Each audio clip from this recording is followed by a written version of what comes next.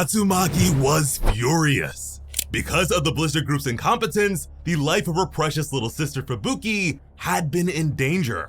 Calling them all useless nuisances that Fubuki didn't need anymore, she demanded that they cut all ties or she'd cut them herself.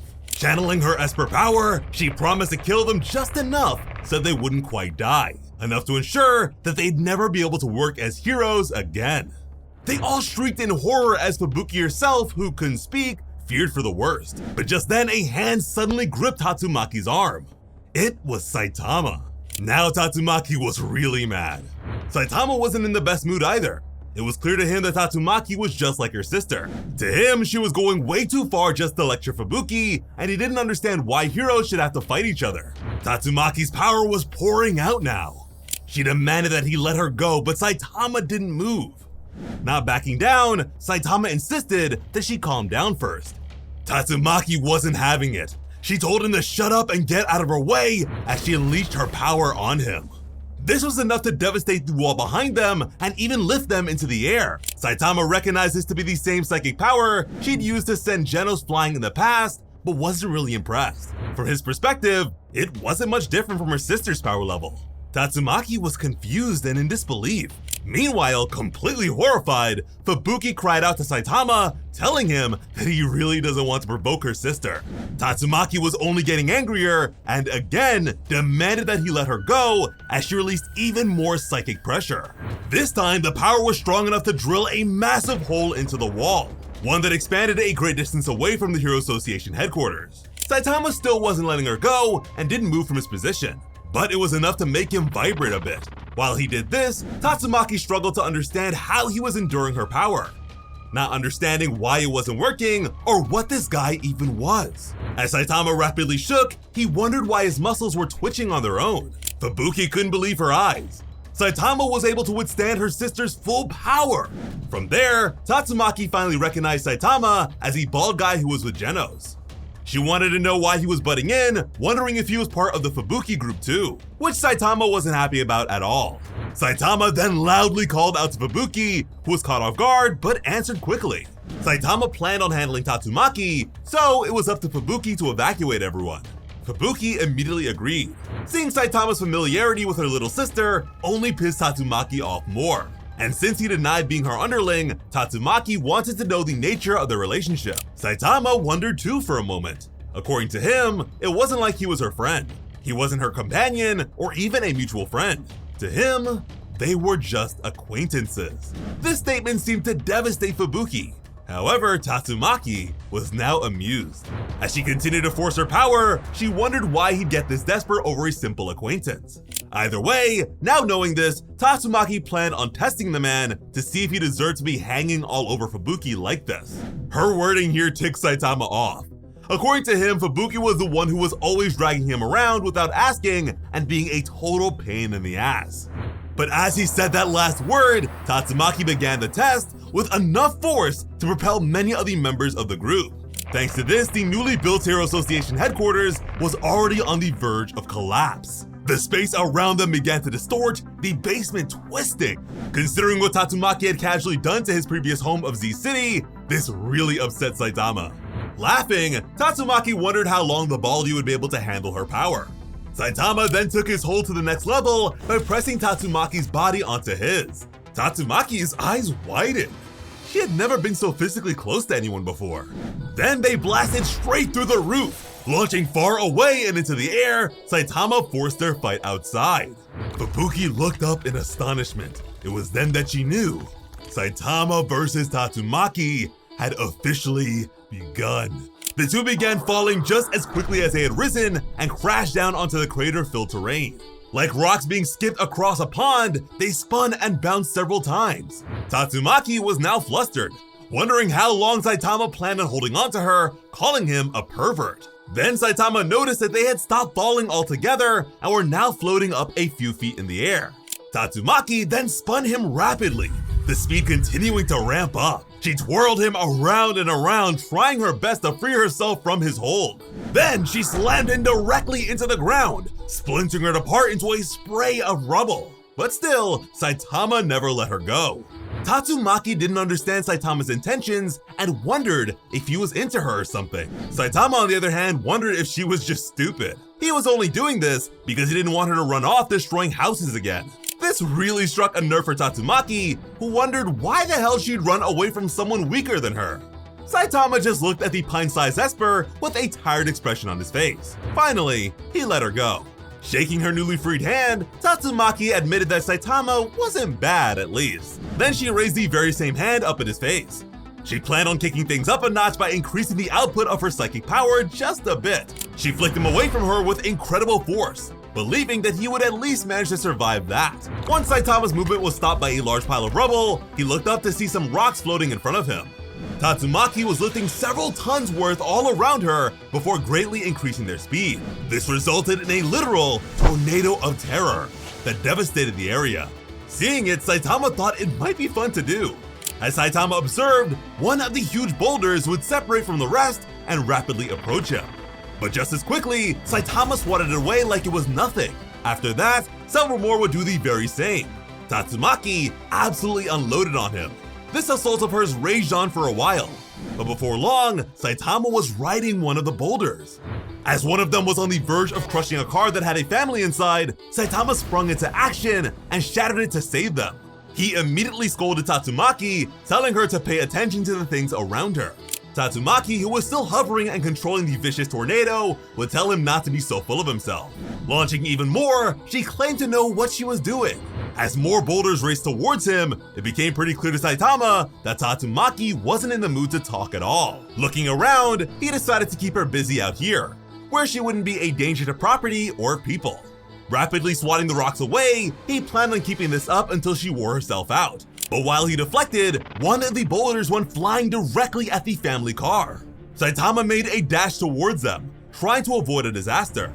But before he could, the car had been lifted into the air and sailed up to Tatsumaki at breakneck speeds. Tatsumaki taunted the bald man by telling him he'd better watch where he's deflecting things. Pissed off, Saitama responded with a height-related insult. Now Tatsumaki was really triggered. She promised to turn him into fertilizer. She then roughly dropped off the family car and told them to leave immediately. Tatsumaki decided to go with the same tactic as before, but again went even harder as Saitama dashed from point to point. Now being even more full of herself, she'd call Saitama pathetic, telling him that there was no way she could entrust her little sister to someone like him. Believing herself to have the upper hand with a smile on her face, she told Saitama to get the hell away from Fubuki. Saitama had a slick smile on his face as he dashed around. He was really tired of this nonsense and just wanted to go home. Tatsumaki was not letting up at all and seemed to be enjoying herself. Meanwhile, Saitama's motivation levels were plummeting fast. Tatsumaki unleashed a psychic blast directly onto the man and managed to move him back a few inches and totally ruin his jacket. As he cried out about the damage to his clothes, Tatsumaki pulled back her arms for the follow-up. This time, she launched him yet again like a pinball.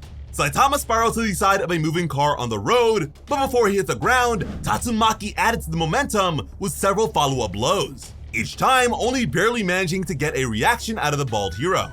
Saitama then crashed into the side of a building, slamming into the back of another hero on an operation of his own. Completely unaware of what he had fallen into, Saitama apologized before pointing over to his shoulder at Tatsumaki, telling them to send the repair bill to her.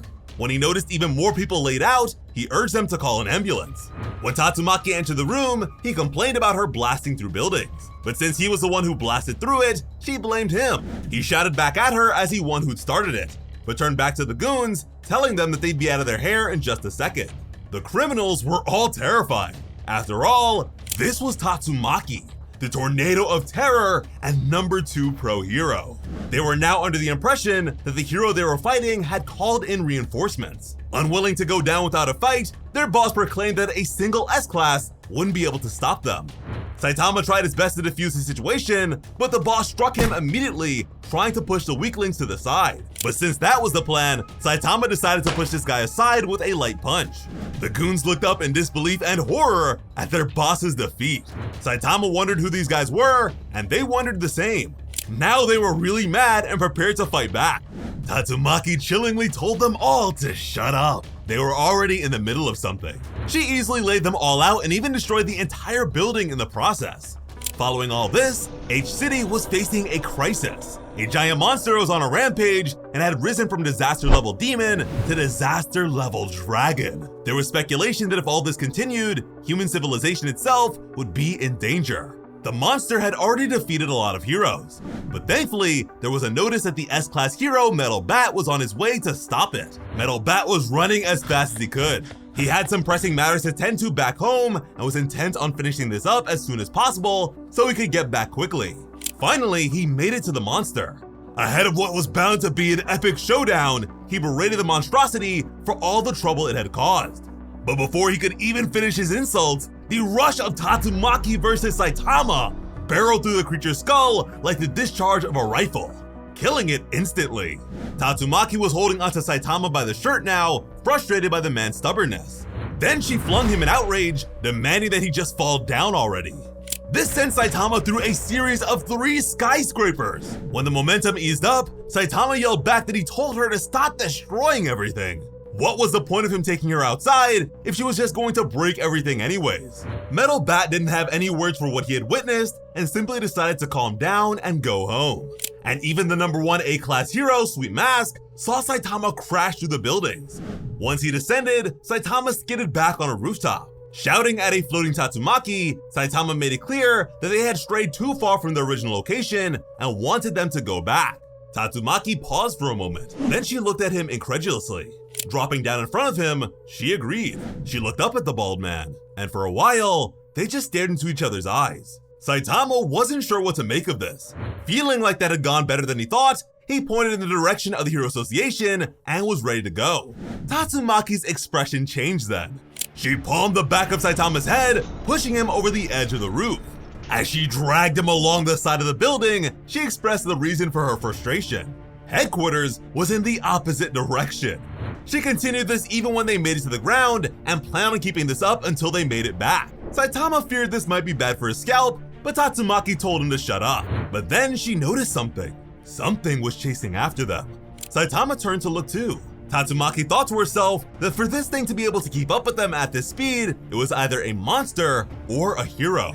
In reality, it was Speedo Sound Sonic with a sinister look on his face. And although she didn't know him, this guy is neither hero nor monster. He recognized Saitama and knew this was his chance to resume his hunt. He didn't know what was going on at all, but happily flung several projectiles in their direction. These were homing exploding shuriken, and they quickly caught up to Tatsumaki and Saitama. According to Speedo Sound Sonic, it was impossible to outrun all of these tracking projectiles. Tatsumaki casually raised a finger to stop them as she continued surfing Saitama, telling the ninja to get lost. She sent them all back to their sender, whose eyes went wide with surprise. He narrowly evaded them despite his disbelief, but since they were homing devices, it wasn't that simple, and he was forced to bob and weave repeatedly to avoid them. This kept up for a while as the two heroes left them in the dust. Speed wasn't a fan of these dirty tricks as he continued to move around, but unknown to him, a nearby dog had just dropped a log and he'd stepped in it. Thanks to his foot slipping, the projectiles had a chance to catch him. When they all exploded, he cursed Saitama's name. But by then, Saitama noticed that they were already back at headquarters. With that, he swiftly freed himself from Tatsumaki's hold before she could even realize it. She was really shocked by this. Then casually, with a smile on his face, he told her that she was free to start rampaging again. This bothered Tatsumaki since, according to her, he was the one being tested here. She did not like that he had been looking down on her this entire time and thought it was a bit much. She began talking about how different things would be if she actually went all out. But before she could finish, Saitama, with one fist balled and another in his pocket, told her to go ahead and do that. Go all out. Tatsumaki's eyes went wide with disbelief. She was brimming now. She had never been able to face another hero on this level and was ready to show him what she could really do. When Fubuki made her way outside, her eyes and mouth were wide with astonishment. The clash between Saitama and Tatsumaki looked like a cataclysmic event. Terrified, she tried to tell her big sister that she was going way too far here. But as they flew overhead, there was nothing she could do to stop them. At the same time, King was at Saitama's door hoping to play video games. But not only was Saitama not home, but thanks to their fight, the elevators were down, so he couldn't go back home. He frantically wondered why Saitama was never around at times like these, but just when he said that, Saitama crashed into the side of the building. When the two men noticed each other, Saitama also saw the game in King's hand and told him that they'd play another time. When King asked what Saitama was doing, he replied that he was dealing with a pipsqueak named Tatsumaki or something. Much to King's surprise. Fired up, Tatsumaki let it be known that she could hear him. King was shocked and didn't take his eyes off of her. She extended a kick, but Saitama ducked under. Then her dress lifted thanks to all the movement, and King saw what was under it when she crashed into the place. As Saitama left away, Tatsumaki flew after him. By then, the King engine was revving up as he thought about the fact that he had seen her panties. The energy readings from this battle were so off the charts that the meter broke. Just when the headphone hero Forte decided to look outside the window, something came crashing to the building just above his head. When he looked up, it was Saitama. Completely baffled, he questioned what in the world the guy was doing. Saitama turned to him with a greeting and wondered how the man's injuries were. When Forte struggled to speak, Saitama simply told him to stay in bed for a while. Then he rocketed back to Tatsumaki's location in the blink of an eye, the resulting impact of which was like several crashing tons of TNT. And it was at that moment that Forte decided to never mess with Saitama again. The former members of the Blizzard group saw it all too. As the earth was torn apart on a colossal scale, they began to wonder what could have possibly happened to cause Tatsumaki to let loose like this. They all cowered in fear as she zipped past them overhead. Tatsumaki was getting tired at this point. She had gotten too carried away and miscalculated her output limits. Considering she was the one who was supposed to be testing Saitama, she was disappointed with herself. Up until now, aside from life or death battles, there wasn't anyone who could really take her on. So this battle against Saitama was really fun for her. She had assumed that this sort of thing would only ever be possible with an opponent like the #1 hero, Blast. But this weird bald guy had proved her wrong. For the sake of avoiding embarrassment, Tatsumaki raised her hand once more to finally end things. Again, the earth began to rise as Saitama sprinted around. A tsunami of rubble now towered over and sought to consume him. This body of water-sized attack surrounded and smothered Saitama from all possible angles. Tatsumaki huffed as she awaited the results of her efforts. Then, there was a sudden eruption.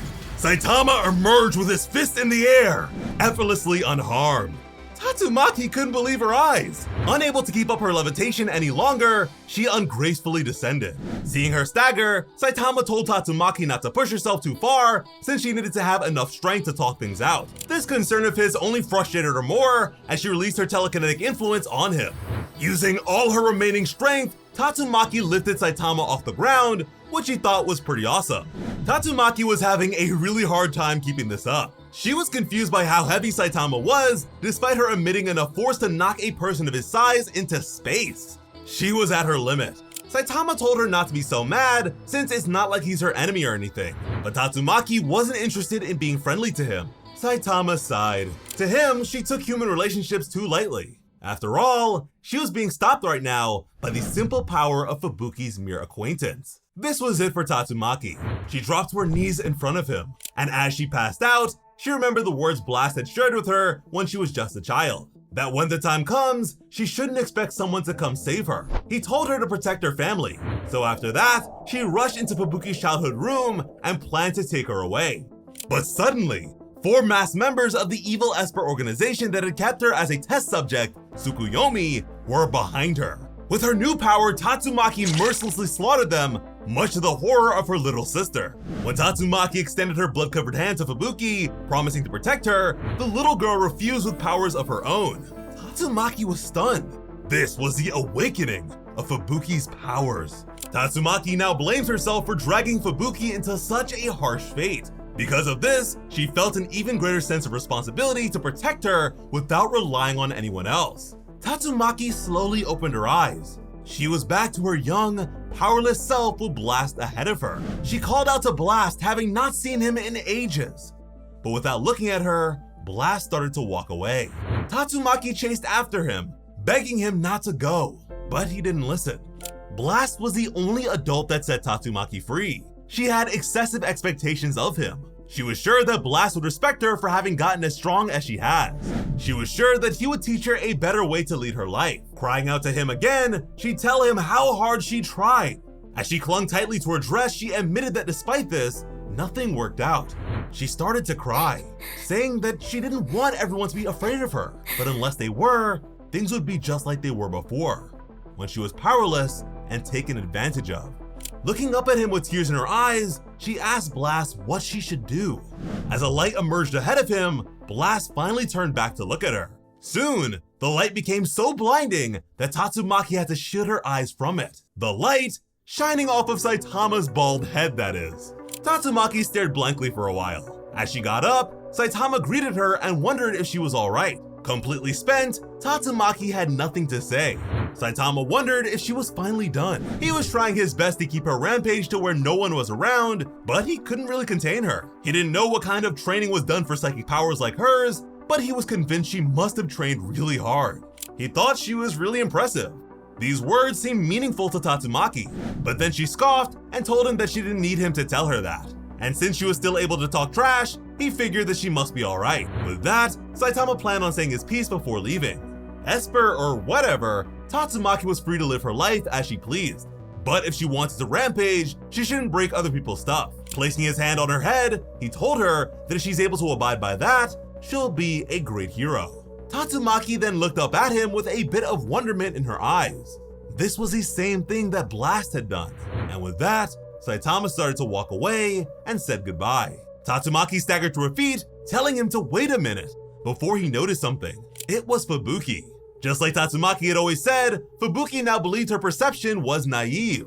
She was now prepared to fight alone, like her sister. Tatsumaki was fascinated by her sister's attitude, but it didn't seem like her group had the same thing in mind. When Tatsumaki glared at them, they all froze up with fear. Despite this, they did their best to work up the courage to speak. They begged to continue serving Fubuki, vowing to become stronger.